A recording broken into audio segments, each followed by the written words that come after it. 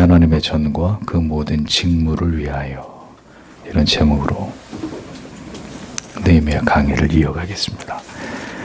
1절에서 3절에 기록된 이스라엘 공동체로부터의 암몬과 모압의 이방인들을 축출하는 개혁 조치는 성벽 봉헌식이 행해지던 당일에 단행된 일이었습니다. 이후 4절에서부터 기록된 성전 정화에 관련된 내용은 시기적으로 1절과 3절의 사건이 일어나는 시기와 시간적인 간격이 있습니다. 예루살렘 성의 봉헌식까지 기록된 내용을 보면 더 이상 개혁이 필요 없을 만큼 이스라엘은 영적으로 완벽하게 회복이 된 것처럼 보입니다. 성전과 성벽이 재건되었고 예루살렘 성 안에 거주할 백성들의 이주도 모두 완료가 되었습니다.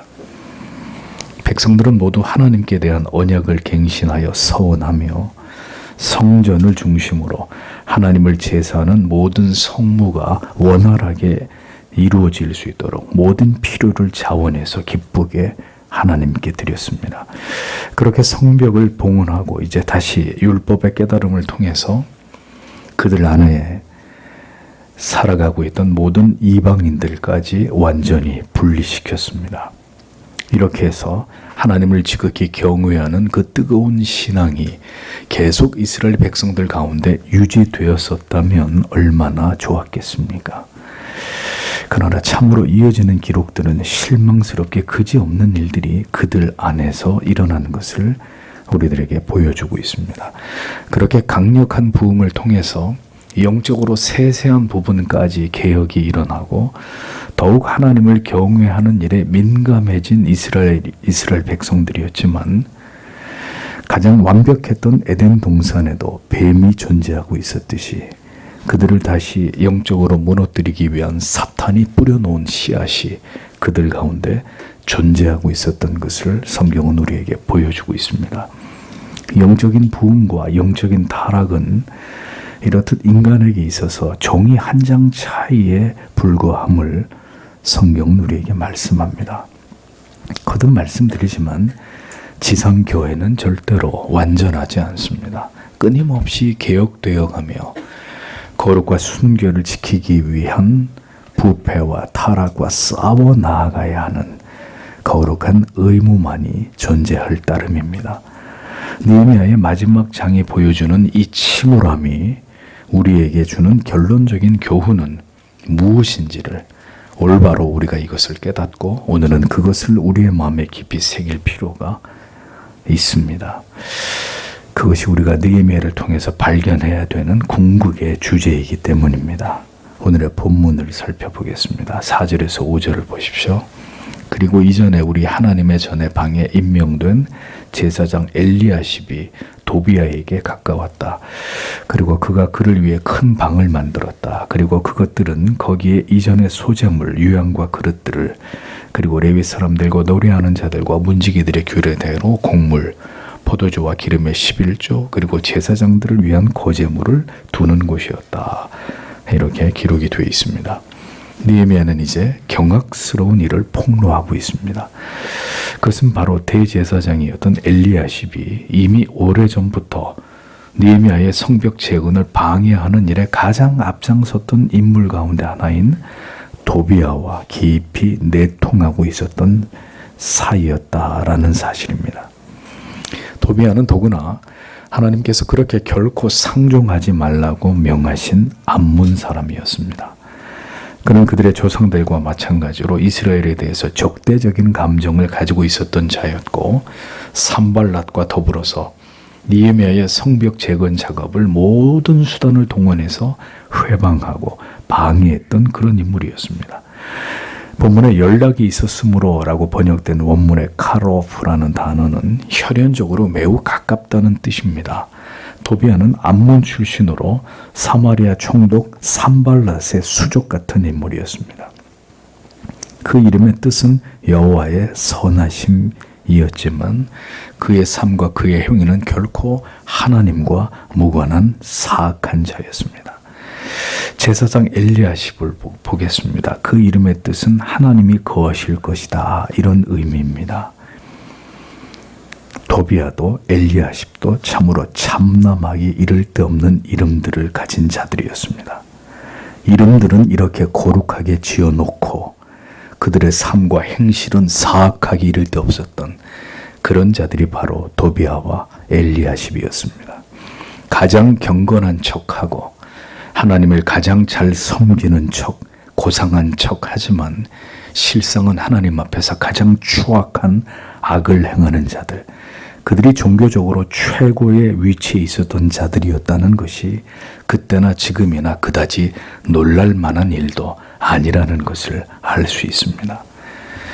하나님의 전 골방은 그 용도에 대해서 성경은 이렇게 기록되어 있습니다. 그 방은 원래 소재물과 유향과 기명과 또 레위 사람들과 노래하는 자들과 문지기들에게 11조로 주는 곡물과 새 포도주와 기름과 또 제사장들에게 주는 거제물을 두는 곳이라 이렇게 기록이 되어 있습니다. 그러니까 성전의 모든 방들은 제각기 용도가 분명했습니다. 하나님을 예배하며 성전에서 봉사하는 자들을 위한 11조와 거제물들을 보관하는 방을 성전고를 담당하고 있었던 제사장 엘리야십이 유대인들의 간악한 대적인 도비아를 위해 특별히 마련해 주었다라고 성경은 도저히 믿기 힘든 이 사악함을 폭로하고 있습니다. 자, 이 얼마나 하나님에 대해서 모욕적이고 신속모독적인 악인지를 보십시오. 성전 안에 있는 여러 방 가운데 한 방을 하나님께서 다 축출하라고 명하신 암몬 사람, 그것도 이스라엘의 가장 사악한 대적이었던 도비아에게, 그것도 그 방을 맡고 있던 제사장이 내주었다. 보통 일이 아닙니다. 대제사장으로서 전혀 하나님을 두려워하지 않는 패역과 간악의 끝을 엘리야십이 보여주고 있었던 것입니다. 가장 율법을 잘 지키고 하나님을 경외하는 신앙을 솔선수범해야 되는 대제사장이 이런 끔찍한 악을 범하고 있었다는 사실을 성경은 폭로하고 있습니다. 교회를 허무는 가장 큰 적은 거듭나지 않은 성직자를 비롯한 교회의 중직자들입니다. 그들은 무슨 일이든지 할 수 있는 자들입니다. 겉으로 보기에는 종교적인 지도자들의 반열에 있지만 그들의 영혼은 전혀 중생하지 않은 자들일 수 있습니다. 이러한 자들은 전혀 양심의 가책 없이 교회 안에서 악을 행합니다. 하나님의 교회를 영적으로 회파하는 일들을 서슴지 않습니다. 그들은 언제나 사람의 생각과 방법대로 그릇된 방향으로 정치를 하고 교회와 성도들을 결코 하나님이 기뻐하시는 참된 진리가 아닌 길로 인도하는 자들입니다. 이들은 사탄 마귀가 교회에 성전에 심어놓은 씨앗들일 수 있습니다. 그리스도의 교회를 혼란과 혼돈에 빠뜨리고자 하는, 교회를 무너뜨리고자 함의 그 목적이 있는 자들입니다. 어떻게 대제사장이 이스라엘의 대적 도비아를 위해서 성전에 큰 방을 내어주는 이런 악을 행할 수 있다는 말입니까?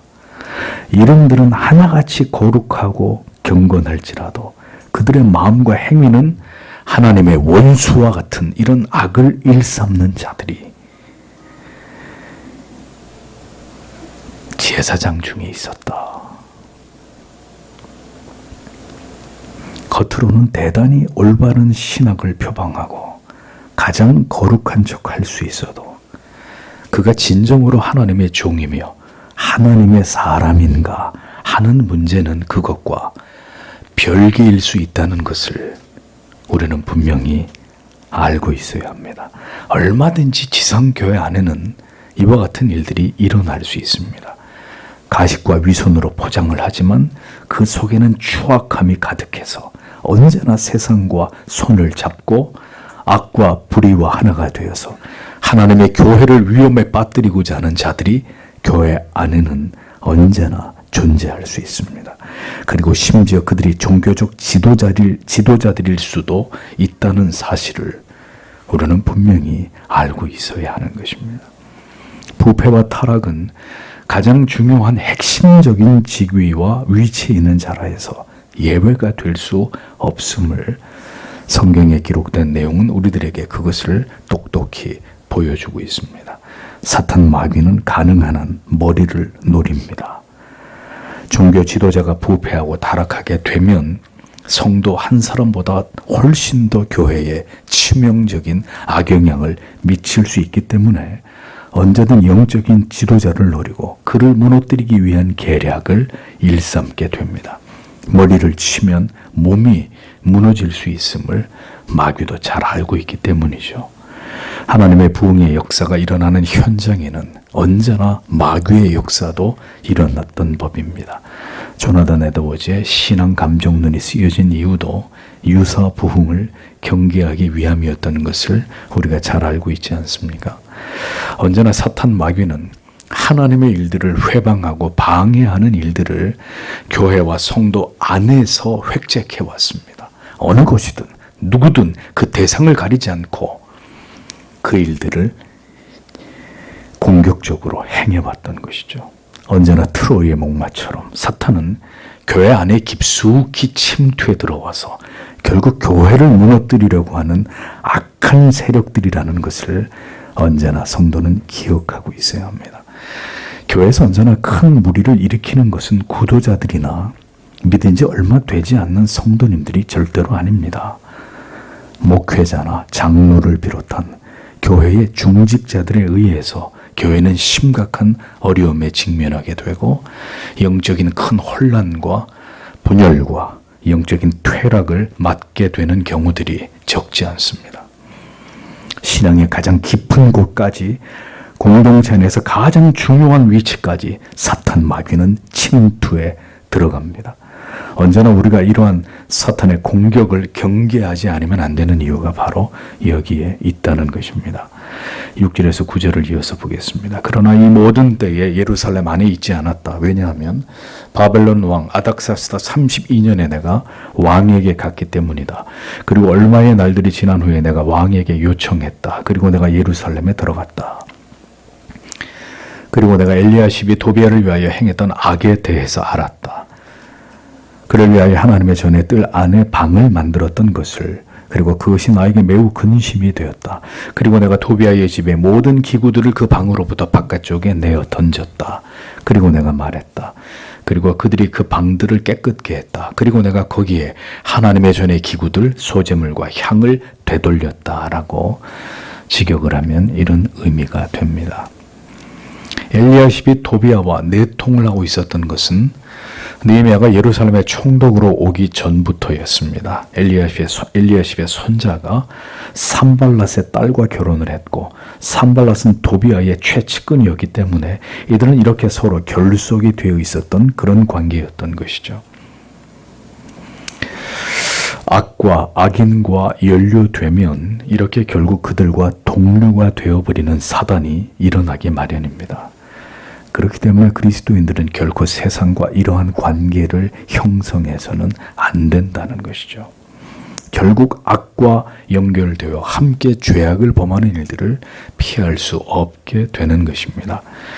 영적인 부흥을 통해서 이스라엘 전체가 여호와 하나님에 대한 신앙이 회복되는 개혁이 일어나던 시기에 이와 같은 악하고 참남한 일들이 최고의 종교 지도자에 의해서 은밀하게 이루어지고 있었다는 사실이 참으로 경악스럽게 그지없습니다. 그런데 언제나 이런 일들은 잠시 느헤미야가 예루살렘을 비운 그 사이에 일어났던 것을 볼 수 있습니다. 6절에 그때 나는 예루살렘에 있지 아니하였었느니라 라고 기록되어 있죠. 이런 악한 일들이 일어나고 있을 때 느헤미야는 바벨론 왕 아닥사스다 왕에게로 돌아가 있었는데 그는 다시 왕의 허락을 받아서 예루살렘으로 다시 되돌아옵니다. 느헤미야는 아마도 이스라엘의 개혁이 아직 완전히 이루어지지 않았다고 여겼기 때문에 서둘러 다시 예루살렘으로 돌아왔겠죠. 하나님께서는 지극히 참남한 일들이 일어나고 있는 예루살렘으로 느헤미야의 마음을 신속하게 움직여서 다시 그를 돌아오게 하신 것으로 볼 수 있습니다. 중요한 것은 그가 이렇게 다시 예루살렘으로 돌아와서야 자신이 없는 사이에 어떤 사악한 일이 일어나게 되었는지를 그가 알게 되었다는 사실입니다. 즉 도비아를 위해서 하나님의 전뜰에 방이 갖추어진 한 큰 방이 만들어졌다는 이 극악한 일이 일어나게 된 것을 느헤미야가 알게 되었다고 기록을 하고 있습니다. 5절에서는 도비아를 위하여 한 큰 방을 갖추었으니 이렇게 기록이 되어 있어요. 7절에는 하나님의 전뜰에 방을 갖추었다. 자, 한글로 갖추었다라고 번역된 이 원문의 의미는 만들어졌다 이런 뜻입니다. 그러니까 원래는 도비아를 위한 그런 넓은 방이 없었다는 얘기예요. 다시 공사를 해서 그 방을 만들었다는 의미가 되는 것입니다. 그러니까 성전의 방들을 책임지고 있던 엘리야십이 성전에 부속된 여러 작은 방들의 칸막이를 다 헐어버리고 큰 방을 일부러 만들어 줬다는 거예요. 누구에게? 도비아에게. 하나님을 두려워하지 않는 타락한 제사장 엘리야십이 행한 이 저주스러운 짓을 보십시오.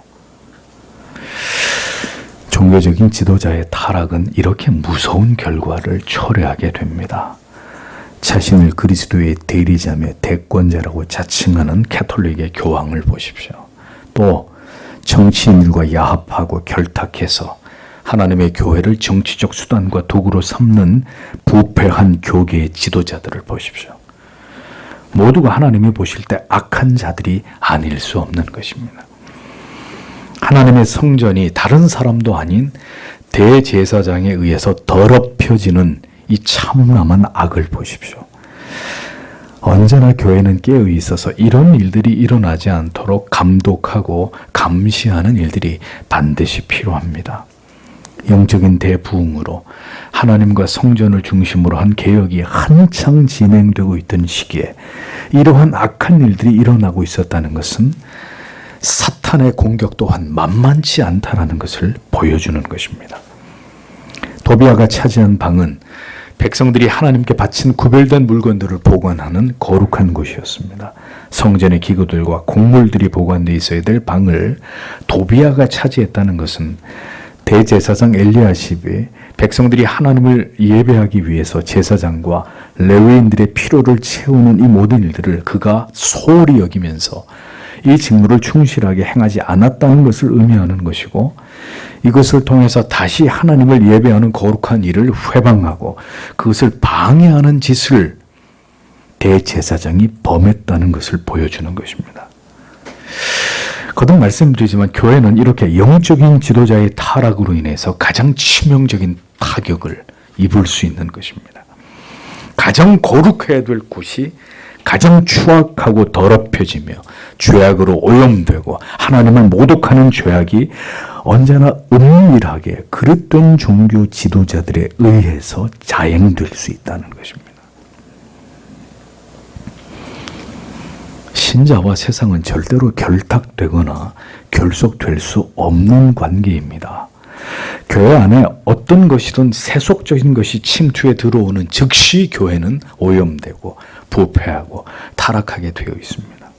교회가 범하는 가장 큰 실수는 교회가 세상을 품어야 하고 불신자들을 끌어안아야 된다는 그릇된 생각으로 결국 영적인 부패와 타락과 변질의 길을 열어주게 되고 거룩과 순결을 잃어버리게 되는 일들이 일어나게 되는 경우입니다. 그런데 그런 결단을 누가 하느냐? 보통 교회 지도자들이 내린단 말입니다. 어떤 경우도 교회와 성도의 가정은 하나님을 알지 못하는 자들에게 그 중심을 내어주는 일들이 일어나서는 안 될 것입니다.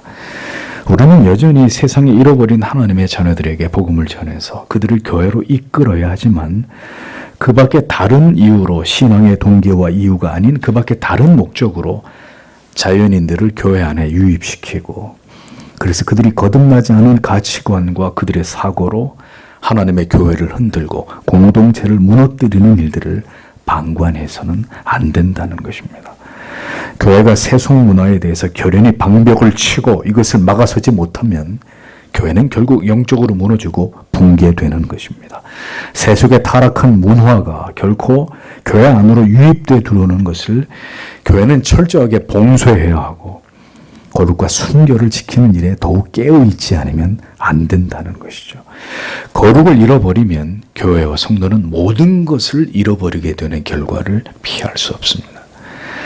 느헤미야는 이제 예루살렘으로 다시 돌아와서 그가 발견하게 된 이 모든 사악하고 기괴한 일들에 대해서 단호하게 대처하게 됩니다. 그는 눈앞에 펼쳐진 이 극악하고 참남한 일에 대해서 심히 근심했다고 적고 있습니다. 그래서 그가 깊이 이 문제를 가지고 고민하고 난 이후에 세 가지 연이은 조치를 취합니다. 첫째로는 그는 즉시 도비아의 모든 세간을 그가 차지하고 있던 성전의 방으로부터 모두 밖으로 내동댕이 쳐버립니다. 두 번째는 그는 도비아가 머물었던 그 방을 다시 정결하게 했습니다. 세 번째는 그는 다시 하나님의 전에 기명과 소재물과 유향을 원래 있어야 될 그 방 안에 채우게 했습니다. 목도한 이 현실에 대해서 깊이 근심한 느헤미야는 도비아의 모든 세간들, 그의 소유물들을 모두 길거리에 내던져 버렸습니다. 그 일은 이 거룩한 곳에서 어떤 일이 일어났었는지를 모든 백성들에게 알게 하는 것이었습니다. 참남한 죄악을 은폐하지 않고 다 드러내버렸습니다. 거룩한 부흥과 개혁이 진행되는 한복판에도 이런 끔찍한 일이 일어날 수 있다는 것을 백성들에게 보여주면서 그들로 하여금 경각심을 갖게 했던 것입니다. 죄악은 드러내어 일벌백계로 삼을 필요가 있습니다. 다시는 이 같은 일이 일어나지 않도록 언제나 교회는 엄중하게 죄의 문제를 다루는 것이 되어야 하는 것이죠. 느헤미야는 그렇게 성전을 더럽히고 있던 도비아의 흔적들을 모두 지우고 있었습니다. 그 다음은 사악한 이방인에 의해 오염된 성전의 방을 정결의 규례를 따라서 다시 정결케 하고 즉시 원래대로 복원토록 했습니다. 그리고 느헤미야는 그 방에 있어야 될, 원래 그 방에 채워져 있어야 될 구별된 물건들을 다시 그 방 안으로 옮겨서 보관하도록 명령했습니다. 여러분, 복음서 전체에서 우리는 주님의 유일한 분노의 모습을 봅니다. 그것은 바로 더럽혀진 성전을 정화시키던 주님의 모습이었습니다. 성전이 인간들에 의해 더럽혀지는 일은 하나님의 아들이신 예수 그리스도를 분노하시게 만들 만큼 이것은 매우 큰 죄라는 것을 성경은 우리들에게 분명하게 명시하고 있습니다. 그러니까 인간이 절대로 넘지 말아야 될 선이 바로 하나님의 거룩이란 말이죠. 하나님께서는 하나님의 거룩하심과 그 영광이 인간들에 의해 침해당하는 것을 가장 싫어하시고 이에 대해서 진노하시는 분이십니다. 어떤 경우도 이것을 좌시하시는 분이 아닙니다. 이 시대의 거룩과 순결에 몰두해야 될 구약시대 성전처럼 가장 중요한 가치는 그럼 무엇이겠습니까? 첫째는 그리스도의 몸이신 교회와 그리고 그 교회를 이루고 있는 성도, 우리 각자의 영혼입니다. 지상의 교회는 인간을 구원하는 구령의 도구이기 전에 거룩하신 하나님을 예배하는 구별된 곳입니다. 그러하기에 교회는 절대로 세상이 간섭하거나 관여할 수 없는 신적인 기관입니다. 교회에서 하나님을 예배하며 성도가 성경의 진리를 배우고 서로 교통하고 교제를 나누는 이 일은 천국의 모형으로서 누구도 이것을 침해하거나 혹은 이 형태를 변형시키거나 그 내용을 수정할 수 없는 일입니다. 하나님의 명을 받들어 우리는 하나님을 예배하고 진리의 도를 배우고 그 도에 복종함으로 성도는 한 진리 안에서 교제하고 교통해야 합니다. 사탄 마귀는 그렇게 중요한 신적인 기관인 이 교회를 그리고 성도의 관계를 언제나 허물고 무너뜨리고 파괴하려는 목적을 가지고 끊임없이 교회와 성도를 공격하는 세력입니다. 교회를 공격하는 사탄의 전략은 이처럼 거짓 종교 지도자들이나 혹은 이단들이나 혹은 다수에 거듭나지 않은 그러나 자기 자신은 구원을 받았다고 믿는 다수의 유사 그리스도인들의 유입과 그리고 어용 종교 지도자들로 교회를 채우고 세속의 모든 가치관과 사상과 이념들이 복음에 녹아들도록 만드는 이런 일들을 통해서 일어납니다. 외부로부터의 직접적인 박해와 핍박은 오히려 교회를 더 내부적으로 무정시키고 결속시키는 효과를 가져옵니다. 그러므로 평안의 시기에 교회와 성도의 영혼을 파괴하는 사탄의 전략은 이렇게 교회 안으로 사탄의 하수인들을 밀어넣고 교회를 내부로부터 붕괴시키고 거룩과 순결을 무너뜨려서 교회의 위성을 크게 실추시키는 이런 일들을 통해서입니다. 그렇기 때문에 그리스도의 교회는 언제나 깨어 있어야 합니다. 그래서 늘 권징이 분명하게 집행이 되어야 하는 것입니다. 교회 안으로 몰래 잠입해 들어오는 모든 세속적이고 사탄적인 세력들을 발본색원하고 교회의 영적인 순결과 거룩을 지켜내는 일에 최선을 다해야 합니다.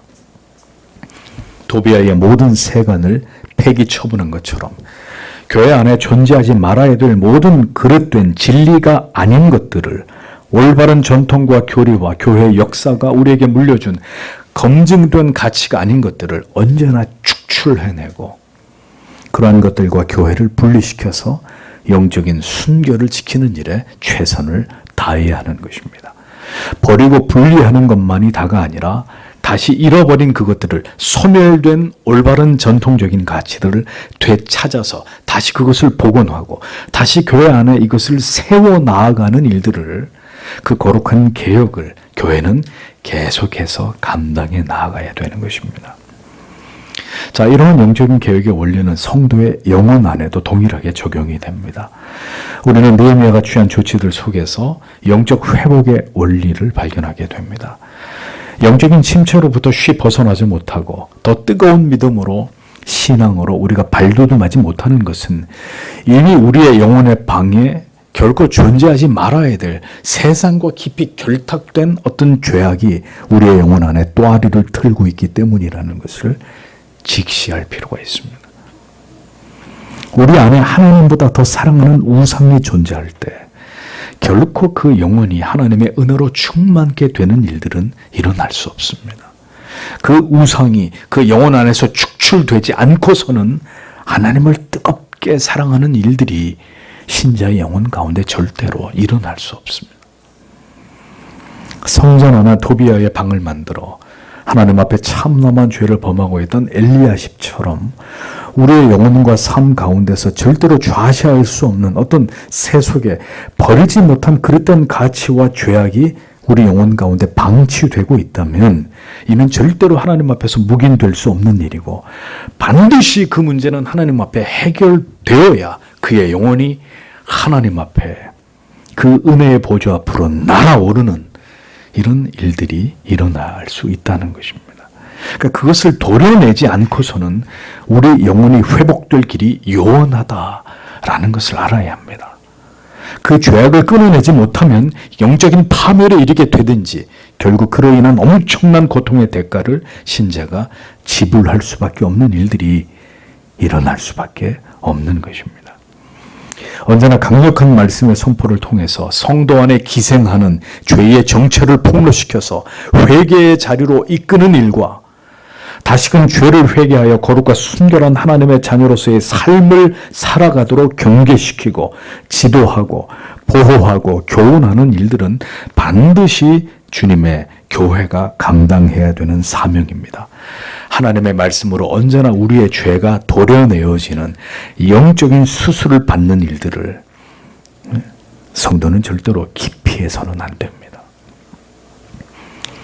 도비아의 세간들을 모두 내동댕이 치고 다시 그 방을 정결케 한 것처럼 언제나 영적인 회복의 원리는 우리 안에 모든 죄악의 요소들을 폐기하고 그리고 우리의 영혼을 정결하게 청소한 이후에 진리의 성령께서 우리 안에서 즐거워하시도록 그 성령께 순복하는 것입니다. 풍성한 진리의 깨달음과 은혜로 다시 우리의 영혼을 가득 채우는 것입니다.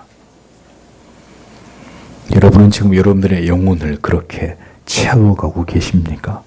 그렇게 하나님을 아는 진리에 대해서 열심을 내고 계시는지를 돌아보십시오. 진리에 대해 무관심하고 지극히 부주의하다면 여러분의 영혼에는 세상을 이길 견고한 믿음이 절대로 세워질 수 없습니다. 이로써 언제든 세상에 물들어 거룩과 순결을 잃어버릴 수 있는 성도의 영혼과 그 가정을 지키는 일들을 모든 시대 교회와 성도들이 감당해 나아가야 된다는 중요한 교훈이 이 진리 안에 담겨져 있는 것을 우리는 분명히 볼 수 있어야 합니다. 교회가 무너지면 그 시대의 등불은 꺼져버리게 됩니다. 무너져가는 이스라엘의 역사 속에서 하나님께서는 이렇게 자기의 종들을 통해서 다시 이스라엘 공동체를, 성전을 정화하는 일들을 지속하심으로 그들 안에서 생명의 빛이 꺼지지 않도록 하는 일들을 행하고 계셨던 것을 성경은 우리에게 보여줍니다. 이번에도 하나님의 사람 느헤미야가 이 문제를 해결했습니다. 언제나 문제를 해결해내는 사람들이 되십시오. 언제나 주님의 교회 안에서 일어날 수 있는 문제들을 하나님이 기뻐하는 방법대로, 그 진리의 바른 원리대로 해결해내는 이런 분들이 되셔야 합니다. 언제나 성도의 가정과 여러분의 영혼 안에 일어날 수 있는 이 같은 일들을 하나님의 방법대로 해결할 수 있는 그런 믿음을 가진 하나님의 사람들이 되어야 합니다. 문제가 생겨도 전혀 이것을 어떻게 해결할지 모르면 그 문제는 해결되지 않겠죠. 느헤미야는 정확히 문제를 파악했고 그 문제를 하나님이 원하시는 바대로 해결했습니다. 그래서 지도자가 중요하고 우리에게 그와 같은 지혜와 명철이 반드시 필요한 것입니다. 그래야 더 큰 사태를 막을 수 있기 때문이죠. 이스라엘의 역사를 보십시오. 그들은 언제나 그 하나님의 열심에 반하는 길로 행했고 또다시 배도의 길로 접어드는 어리석음을 반복했지만 하나님께서는 역사 속에서 항상 그들 안에 있는 죄악의 어둠을 몰아내고 다시 빛을 비추시며 결국 궁극의 영원한 구원의 빛이 되시는 하나님의 아들 메시아에게로 하나님의 선민 이스라엘 백성들을, 하나님의 모든 택하신 백성들을 인도하시고 이끌어가고야 마시는 분이심을 구약의 역사는 결국 우리에게 그것을 생생하게 가르쳐주고 있는 것입니다. 이것이 바로 구약 성경이 가지고 있는 위대한 주제입니다. 느헤미야는 이렇게 다시 엘리야십과 도비아에 의해서 더럽혀진 하나님의 성전을 정화했습니다. 이어 다시 성전을 중심으로 했던 거룩한 성무와 이를 감당하는 자들에게 닥친 총체적 위기를 수습하는 장면이 그 뒤에 이어서 기록되어 있는 것을 보게 됩니다. 성전에서부터 대제사장으로부터 시작된 영적인 변질과 타락이 급격하게 확대되면서 다시 여호와 하나님을 중심으로 한 예배적 공동체로서의 이스라엘이 크게 그 정체성이 흔들리게 되는 일들이 일어나고 있을 때 하나님의 사람 느헤미야는 총력을 다해서 이것을 저지하고 막아내고 있었습니다. 부흥이 도래해서 하나님을 향한 신앙이 회복된 지 얼마나 되었다고 다시 이렇게 급격히 영적으로 무너지고 추락하는 이스라엘의 모습을 보십시오. 다 마찬가지라는 것이죠. 바울이 선교해서 세운 이방인들의 교회들도 마찬가지입니다. 바울이 그곳에서 복음을 전하고 가르칠 때는 모두 성도들이 은혜로 충만했지만 바울이 그 지역을 벗어나 다른 곳에서 복음을 전하게 되면 예외 없이 바울이 세웠던 교회에 거짓 교사들과 사도들이 들이닥쳐서 그들의 신앙을 유린하고 변질시키는 일들이 초대교회 역사 속에서 끊임없이 일어나게 된 것을 성경은 보여주고 있지 않습니까? 이것이 바로 지상교회가 갖는 연약함의 한계라는 것입니다. 언제나 사탄 마귀의 공격으로 교회는 안팎으로 어려움과 위기에 직면할 수밖에 없었던 것이 교회의 역사가 보여주는 증거입니다. 그럼에도 불구하고 그리스도의 보혈 위에 세워진 교회를 하나님은 절대로 포기하지 않으시고 그리스도의 종말의 때까지, 최후의 심판의 때까지 이 땅 위에 그 교회들을 보존해 나아가십니다. 자, 느헤미야가 또 어떤 문제들을 해결해 나가는지를 이어지는 말씀을 통해 보겠습니다. 10절에서 12절. 그리고 나는 레위 사람들의 목들이 주어지지 않았다는 것과 그 일을 행하는 레위 사람들과 노래하는 자들 각 사람이 그의 들판으로 도망했다는 것을 알았다. 그리고 내가 지방 관리들을 꾸짖었다. 그리고 내가 말했다. 어찌하여 하나님의 전이 버려졌느냐. 그리고 내가 그들을 모았다. 그리고 내가 그들을 그들의 장소에 세웠다. 그리고 온 유다가 곡물과 포도주와 기름의 11조를 창고들로 가져왔다라고 기록하고 있습니다. 하나님께서 행하신 거룩한 부흥의 결과로 이스라엘에게 영적인 큰 기쁨이 임하게 된 이유가 하나님을 올바로 기쁘시게 예배한 결과임을 인식하게 된 이스라엘 백성들은 하나님께 드리는 예배의 중요성을 깊이 깨닫고 이 거룩한 성물을 감당하는 제사장들과 레위인들의 모든 필요들을 채우고 공급하면서 그들이 하나님을 기쁘시게 경외하고 예배하도록 기꺼이 자원해서 헌신하게 되었습니다.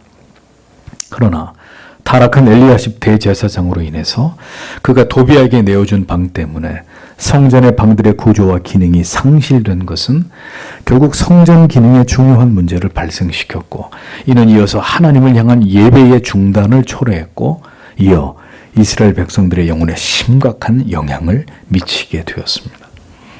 곳간의 골방들을 도비아가 차지하고 있는 동안 백성들로부터 마땅히 하나님께 드려져야 될 제물들도 원활히 바쳐지지 않았을 것이고, 결국 레위 사람들에게 공급되어야 된 그들의 몫이 이스라엘 백성들에 의해서 채워지지 않게 되자 이에 생계를 유지할 수 없었던 레위 사람들은, 또 성전을 섬기는 모든 봉사자들은 하나님을 예배해야 되는 성물을 다 버리고 어떻게 했습니까?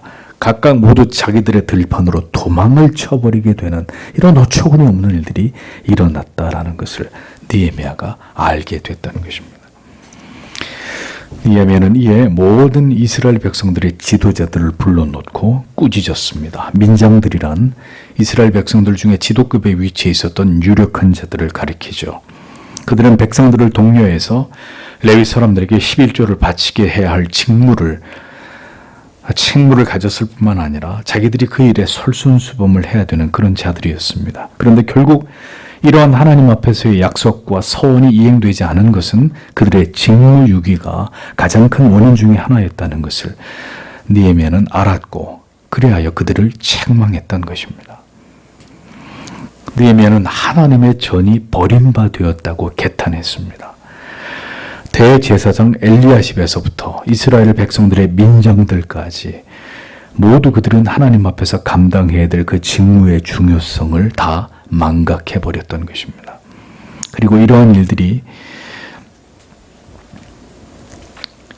이들의 죄는 다시 성전에서의 모든 거룩한 성무의 중단으로 이어지는 엄중한 사태로 이어지게 됐던 것을 보게 됩니다. 레위 사람들이 성전을 떠나서 그들의 촌으로 다 흩어짐으로 인해서 하나님을 향한 예배가 중단된 이 중대한 문제에 대해서 느헤미야는 그들에게 엄히 그 책임을 묻고 있었던 것입니다. 그래서 느헤미야는 흩어졌던 레위인들을 다시 성전으로 불러 모읍니다. 다시 그들의 직무로 복귀시키고 성전에서 하나님을 예배하는 일에 최선을 다하도록 했습니다. 이스라엘 백성들은 이 같은 느헤미야의 불호령을 듣고 다시 곡식과 새 포도주와 11조를 성전에 바치게 됩니다. 자, 이렇게 해서 느헤미야는 신속하게 예루살렘에 닥친 이 큰 위기의 상황을 정리하고 있었습니다.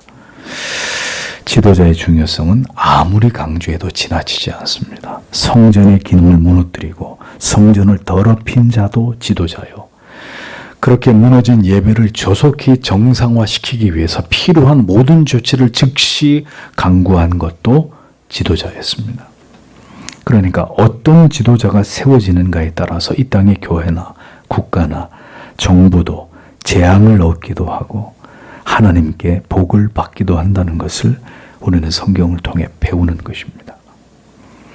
위정자들이나 교계의 지도자들 위해 기도하는 일을 성도 여러분들께서 쉬지 않아야 되는 이유를 이제 분명히 이해하시리라고 믿습니다. 이어지는 말씀을 보십시오. 13절에 그리고 내가 창구들 위에 제사장 세레마와 서기관 사독과 레위 사람들로부터 부다야를 고지기로 임명했다. 그리고 그들의 다음에 마따냐의 아들 삭굴의 아들 하난을, 왜냐하면 그들은 신뢰할 만한 자들로 생각되었기 때문이다. 그리고 그들 위에 그들의 형제들에게 분배하기 위하여, 이렇게 기록이 되어 있습니다. 느헤미야는 백성들로부터 성전에 바쳐진 레위인들과 제사장들의 몫이 올바로 분배되고 불화의 소지를 막기 위해서 제사장 슬레미야와 서기관 사독, 그 다음에 레위 사람 부다야, 이렇게 세 직분을 대표하는 세 사람을 성전 창구 지기로 임명하게 됩니다. 그리고 이 세 사람뿐만 아니라 하만까지 한 사람 더, 이 세 사람을 도와서 고지기의 임무를 수행하도록 더 그 기능과 역할을 한 사람을 추가적으로 더 임명해서 이것을 강화한 것을 볼 수 있습니다. 이들의 임무는 백성들이 성전에 곳간에 드린 모든 제물들을 레위인들과 제사장들에게 정직하고 성실하게 분배하는 일이었습니다. 이 일이 왜 중요할까요? 이 일이 잘 수행되어야 하나님을 예배하는 일들이 다시는 방해를 받지 않고 잘 이루어질 수 있었기 때문에 하나님의 사람 느헤미야는 아예 이 분배만 전담해서 이것을 책임질 자들을 임명했던 것입니다. 인간은 모두 연약합니다. 하나님께서 그 모든 사명과 직무와 직책에 충성을 다하도록 붙들어 주시지만 그 모든 일들이 원활하게 잘 이루어지도록 하나님께서는 하나님의 백성들이 구경만 하고 있는 것이 아니라 이 일들을 실제적으로 감당하고 이 일에 충성을 다해 섬길 수 있도록, 또 그들을 위해 모든 협력과 헌신과 충성으로 하나님을 예배하는 예배 공동체의 올바른 모습이 잘 지켜지도록 하나님은 그것을 위한 조치들을 느헤미야를 통해 취하게 하신 것입니다. 이런 문제들이, 이러한 제도와 법이 우리의 신앙을, 그리스도의 교회를 중심으로 잘 지켜나가는 일에 매우 중요하다는 것이죠. 이러한 장치들이 말입니다. 왜 성도에게 교회가 중요하고 예배가 중요하고 교회를 섬기는 자들이 중요한 가치와 대상이 되어야 합니까? 그것은 그 모든 것이 우리의 신앙과 직결되어 있기 때문입니다. 직분자들이, 목회자가 타락을 하고 교회의 시스템이나 제도가 정상적으로 돌아가지 않게 되면 그 교회는 반드시 교회로서의 거룩한 기능과 그 목적성을 상실하게 되어 있습니다. 모든 하나님의 신령한 은혜와 복은, 이 세상을 이길 힘은 하나님의 말씀을 통해서, 예배를 통해서, 그리스도의 몸이신 교회를 통해서 우리에게 주어집니다. 그리고 그렇게 하늘의 자원을 공급받을 수 있는 이 땅에 세워진 유일한 기관이 바로 그리스도의 몸이신 교회입니다.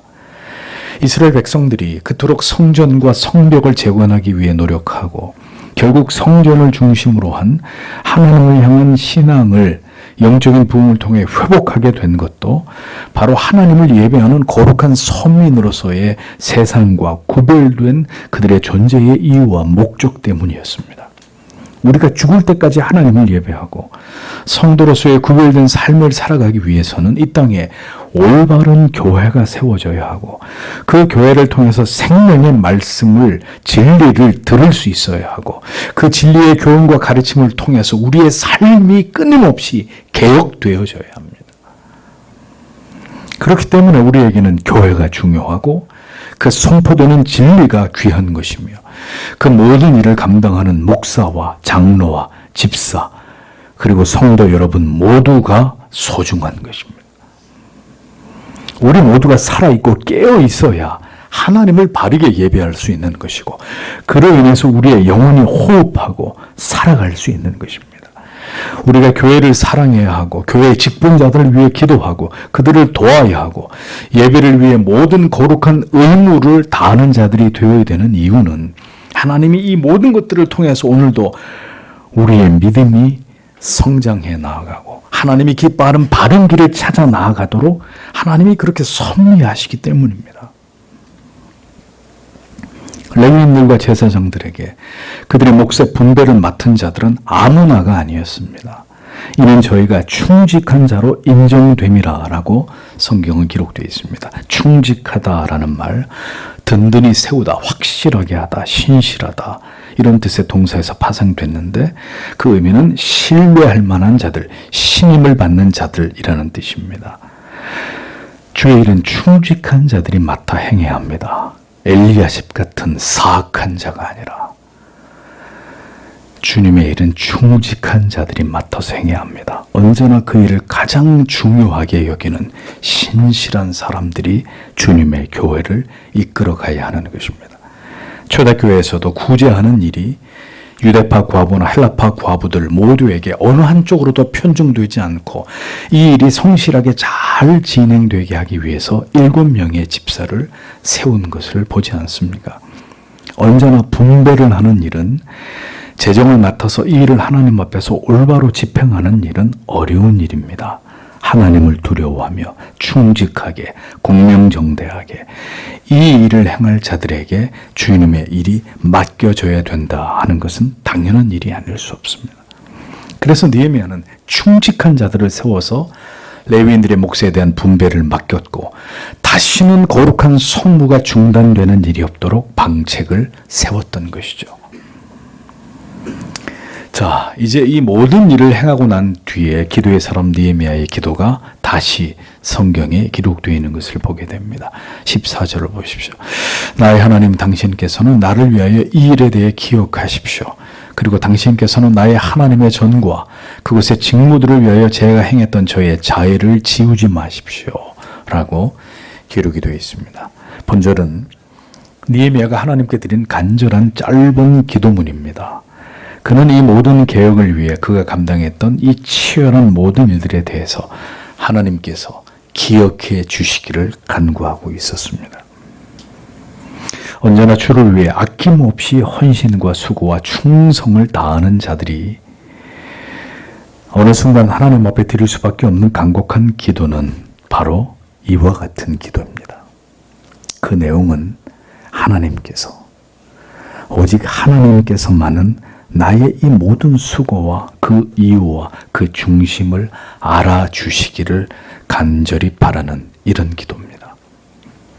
이미 하나님이 모든 것을 알고 계시고 그것을 믿고 있지만, 이렇게 느헤미야가 하나님께 간절히 간구할 수밖에 없었던 것은 그만큼 이 개혁의 과제를 수행하는 모든 과정이 힘에 겹고 지치고 너무나 고독했기 때문입니다.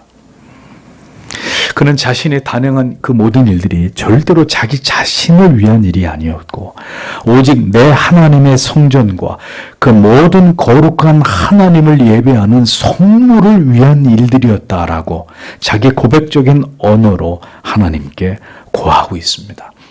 저를 위한 일이 아닙니다, 하나님. 모두가 내 하나님과 내 하나님의 성전에 하나님을 예배하는 그 성물을 위하여 제가 오늘까지, 지금 이 순간까지 최선을 다한 것입니다.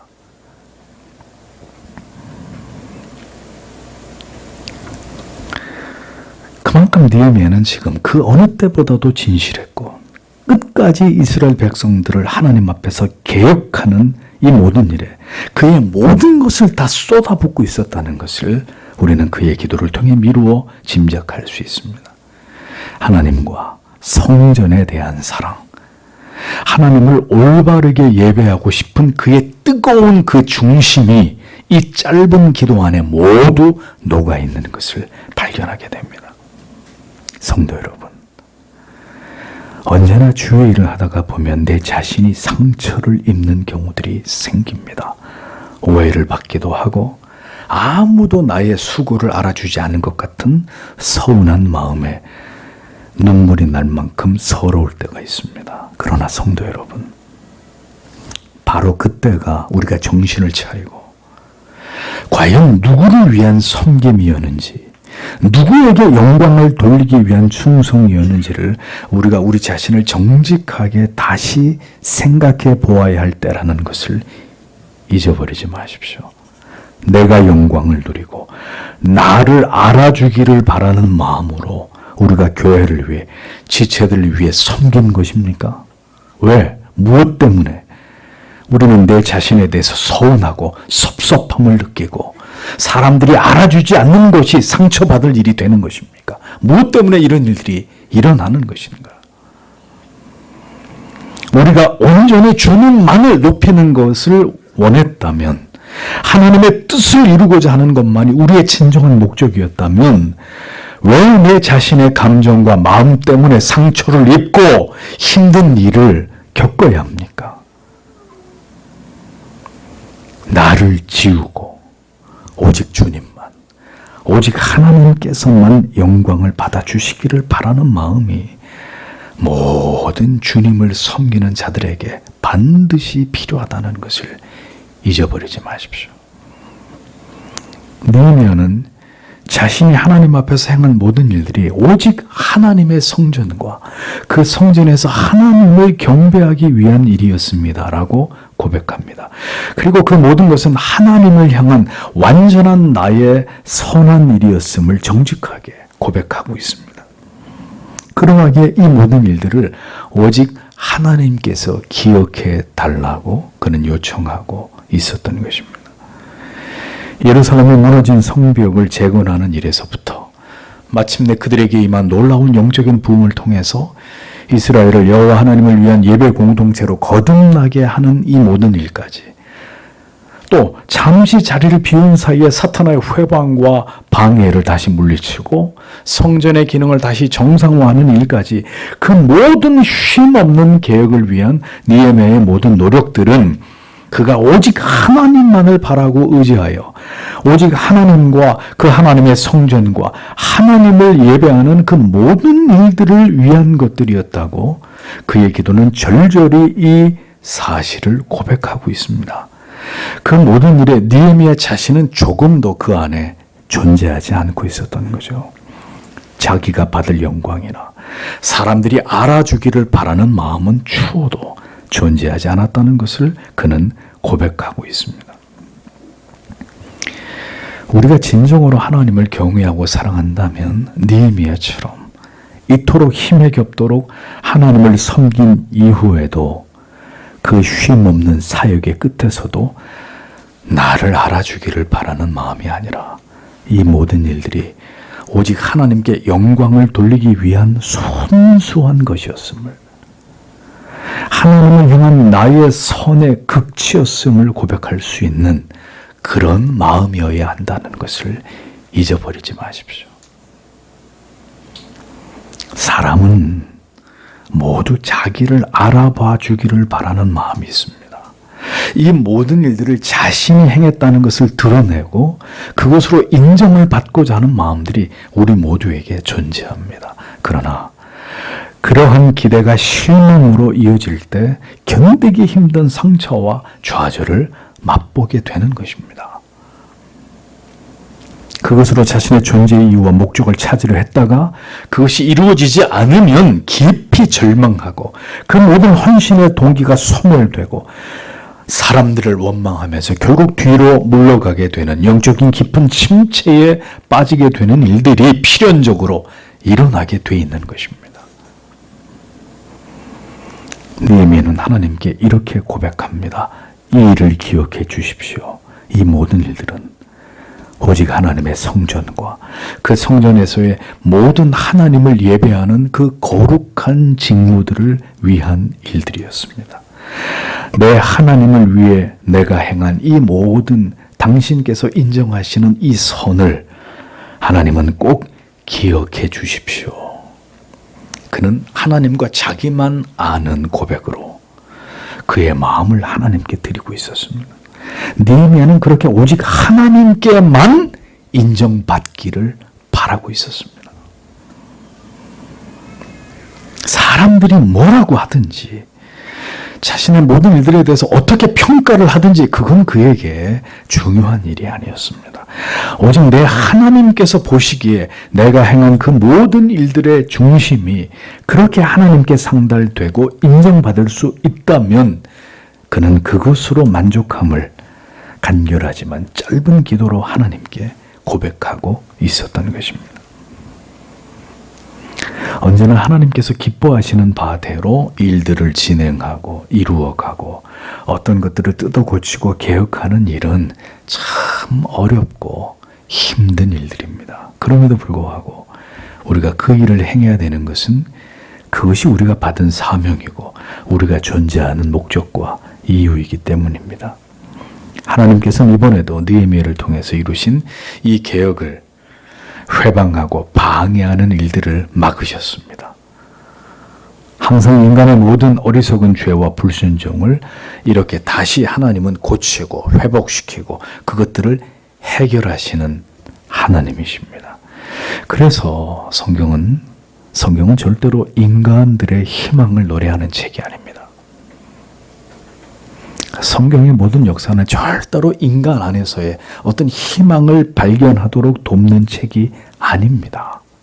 끝없는 넘어짐과 그 인간의 연약을, 그 하나님을 향한 불순종과 또다시 타락하고 부패할 수밖에 없는 그 인간의 완전한 죄성을 성경은 모두 다 드러내서 보여줍니다. 이것이 인간이다 라고 우리에게 가르쳐 주는 거예요. 이것이 인간의 한계고 절대로 하나님 앞에 인간 스스로 자기 자신을 의롭게 여길 수 없는 인간의 그 초라한 실존이라는 것을 성경은 얘기합니다. 그리고 그것과 그 사실과 대조적으로 또 하나의 진리를 우리에게 말씀하시는데, 그런 인간들을 절대로 포기하지 않으시고 언제나 그 모든 문제들을 수습하시면서 결국은 하나님의 뜻대로 계획대로 인간을 이끌어가고 계시는 그 존재가 바로 하나님 아버지시고, 그 하나님의 열심이라는 이 위대한 주제를 성경은 우리에게 분명하게 보여주고 있는 것입니다.